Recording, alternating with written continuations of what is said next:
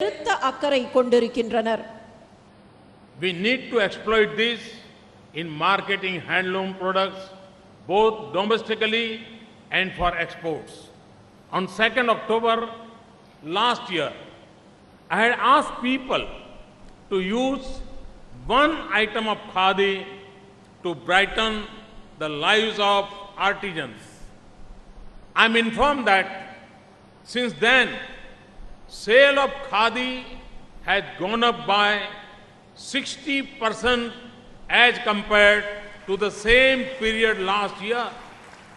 मैंने पिछली बार दिवाली के पहले मन की बात में लोगों से प्रार्थना की कि आप घर में 2500 प्रकार की फैब्रिक रखते हैं, कोई रिश्तेदार आए तो बताते हैं कि मेरे पास ये हैं, ये हैं, लेकिन ये खादी नहीं होता है। कम से कम घर में एकाध चीज खादी की रखा करिए।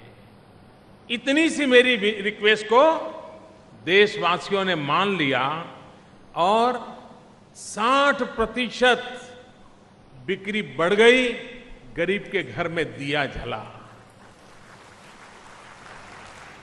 இயற்கைக்கும் சுற்றுச்சூழலுக்கும் மிக நெருக்கமாக இருக்கிற கைத்தறியின் குணத்தை நாம் பயன்படுத்திக் கொண்டு உள்நாட்டிலும் ஏற்றுமதியிலும் கைத்தறி பொருட்களை அதிகமாக சந்தைப்படுத்த வேண்டும். கடந்த ஆண்டு அக்டோபர் 2ஆம் தேதி கைவினை கலைஞர்களின் வாழ்க்கைகளுக்கு ஒளி கூட்டும் வகையில் காதியின் ஏதாவது ஒரு பொருளை பயன்படுத்தும்படி மக்களிடம் நான் கேட்டுக்கொண்டேன். மன் கி பாத் நிகழ்ச்சியில் ஏதாவது ஒரு பொருள் வீட்டில் நீங்கள் பயன்படுத்தக்கூடிய பொருட்களில் ஒன்றாவது காதியாக இருக்க வேண்டும் என்று நான் வேண்டிக் கொண்டேன்.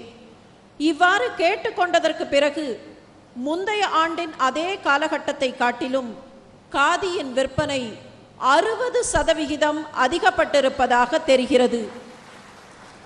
We now also need to give a similar call for handlooms.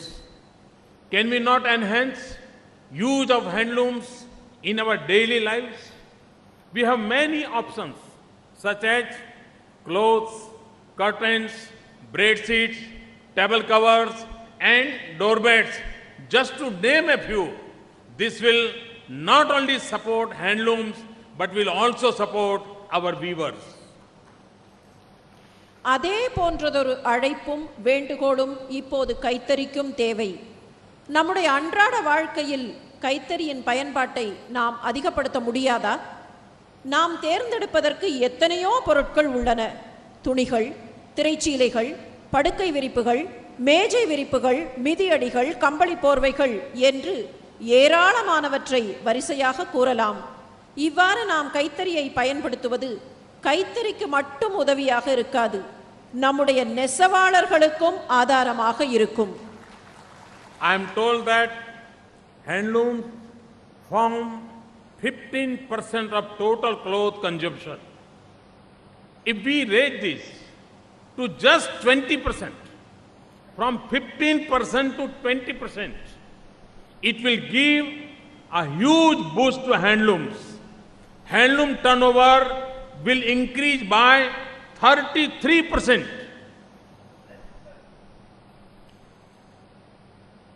இப்போது நாம் பயன்படுத்தக்கூடிய நம்முடைய துணி, ஆடை, துணியாலான பொருட்களில் மொத்த பயன்பாட்டில் கைத்தறியானது 15% பங்கு வகிக்கிறது. இதனை வெறுமே 5% அதிகப்படுத்தி, அதாவது 15 என்பதனை 20% மொத்த பயன்பாட்டில் இருக்குமாறு ஆக்கினோம் என்றால் அது கைத்தறிக்கு மிகப்பெரிய உந்துதலாக அமைந்து கைத்தறி நெசவாளர்களின் மொத்த வருமானத்தில் 33% உயர்வை ஏற்படுத்தும். People, especially women, wear handloom clothes on social occasions like marriages and major festivals.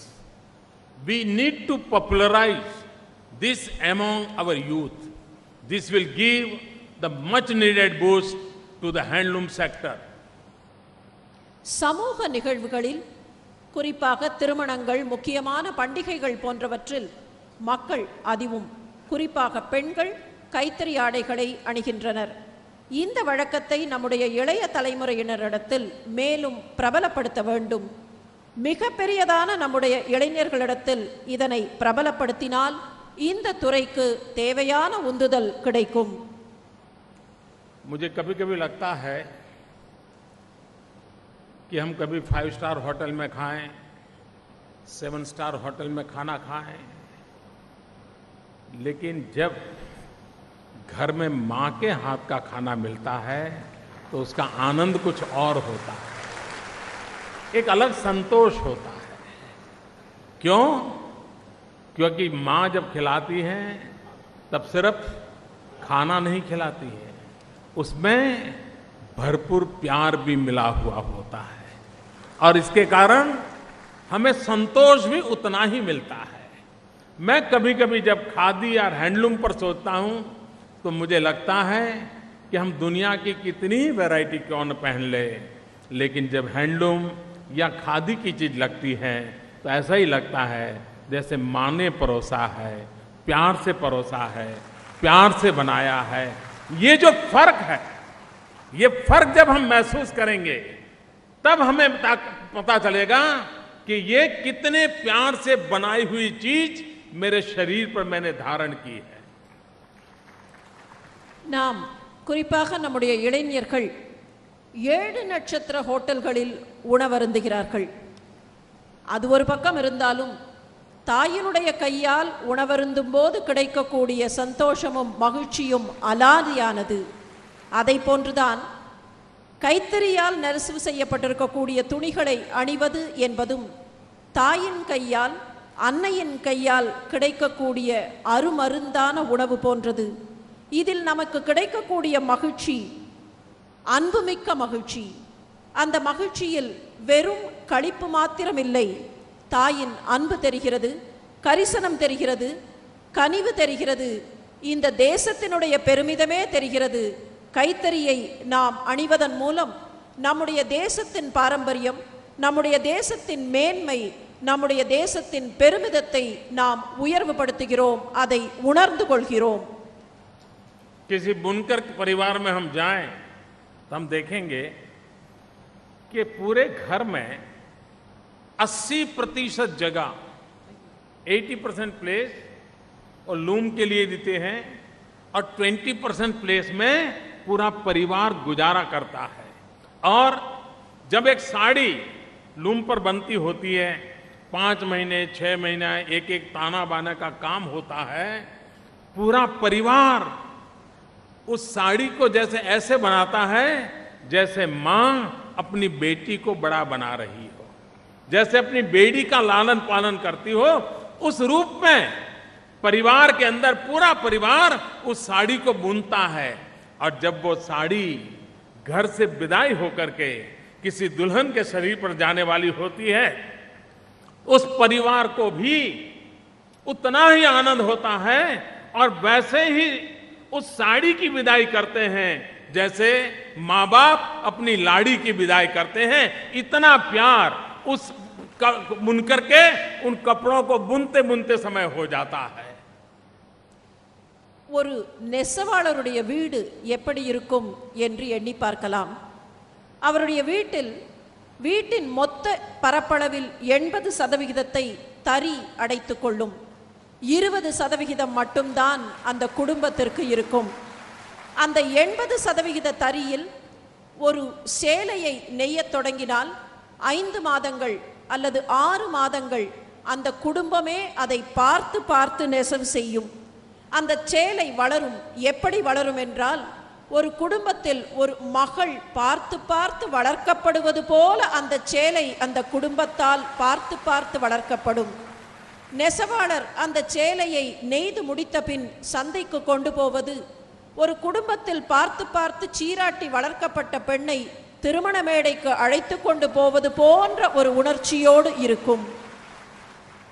और बुनकर परिवार जो कि साड़ी बनाता है उसका इतना लगाव होता है कि 15-20 साल के बाद कोई मिल जाए और पता चले कि उसने वो साड़ी पहनी है जो उन्होंने बनाई थी, तो उसे देख करके उतना उनका मन भर आता है जैसे अपने परिवार का स्वजन मिला हो.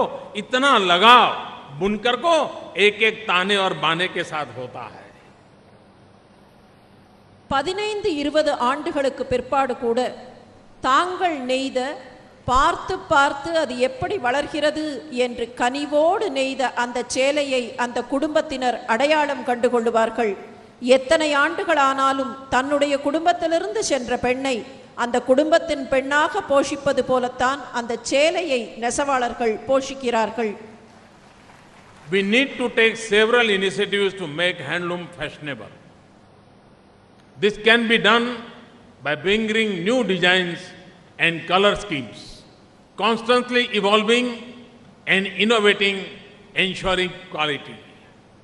Fashion and design education in India also needs to be reoriented. We need to make our handloom tradition the centerpiece of fashion for India and the world. பற்பல முயற்சிகளை பிரயத்தனங்களை கைத்தறி துறையை உயர்த்துவதற்காக நாம் எடுக்க வேண்டும். கைத்தறியை நவீனமயமாக்க வேண்டும். புதிய புதிய டிசைன்களையும் வண்ண அமைப்புகளையும் கொண்டு வர வேண்டும். புதுமைகளையும் புதிய பரிணாமங்களையும் தொடர்ந்து ஏற்படுத்த வேண்டும்.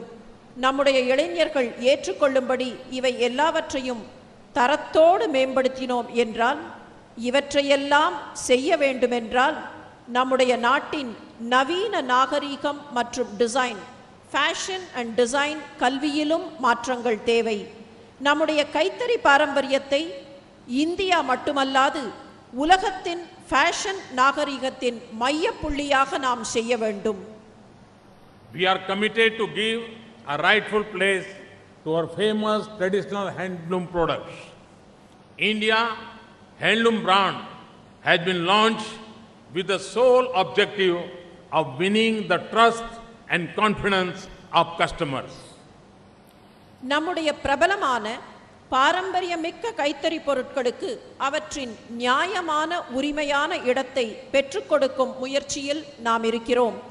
அந்த முயற்சியின் ஒரு பங்குதான் இந்தியா ஹேண்ட்லூம் பிராண்ட். வாடிக்கையாளர்களின் நம்பிக்கையையும் நன்மதிப்பையும் பெறுகிற தலையாய குறிக்கோளோடு இந்தியா ஹேண்ட்லூம் பிராண்ட் இன்று தொடங்க பெற்றுள்ளது. பொருட்களின் தரத்திற்கு அது சான்று பகரும். मुझे अभी किसी ने एक किताब दी थी.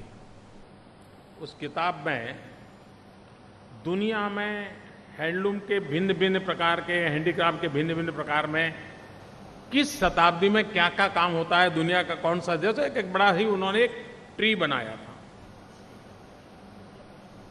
कोई 1500 साल पुरानी चीजें थी उसमें, कोई 1400 साल थी, कोई 1000 साल थी, कोई 200 साल थी. मैं हैरान था. छोटे छोटे देशों का भी उसमें नाम था, लेकिन पूरी उस ट्री में हैंडीक्राफ्ट और हैंडलूम की दुनिया में हिंदुस्तान का नामो निशान नहीं था. I was shock. एक तो उनकी अज्ञानता के ऊपर, और दूसरा हम लोगों ने कभी हमारी बातों को ब्रांडिंग नहीं किया. दुनिया को पता तक नहीं कि हम एक जमाना था कि हमारे देश के बुनकरों या कारीगरों से बनाई हुई चीजें दुनिया के 5 खंडों में, चाहे अफ्रीका हो, यूरोप हो, चाहे अरब राष्ट्र हो, चाहे चाइना हो, सब दूर हमारी चीजें बिकती थी और उसको लेने के लिए दुनिया लालायित रहती थी.